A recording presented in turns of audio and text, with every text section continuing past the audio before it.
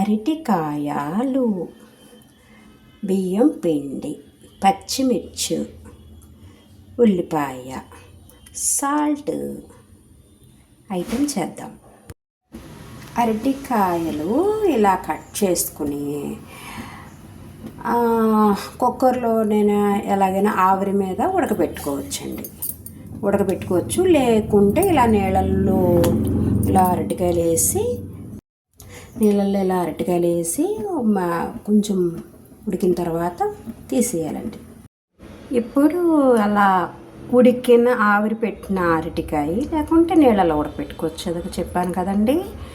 దాంట్లో ఉల్లిపాయ ముక్కలు, తగినంత ఉప్పు, పచ్చిమిరపకాయ మిర్చి వేయచ్చు మిక్సీ చేసి, లేకుంటే ముక్కలు కోసుకోవచ్చు. ఇలా వేసుకోవాలండి. వేసుకున్న తరువాత బియ్యం పిండి ఉంది కదా, ఈ బియ్యం పిండి కూడా ఇలా వేసి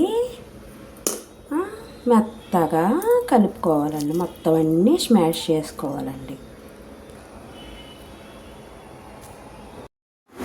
అరటికాయ, ఉల్లిపాయలు, పచ్చిమిర్చి కలిపాం కదండి, అది ఇలా ఉండలు చేసుకొని ఇలా బిళ్ళల కింద చేసుకొని ఇలా గారెల కింద అనమాట, మసాలా వడ అంటారు కదా, అలా వేసుకొని అలా నూనెలో వేయాలి.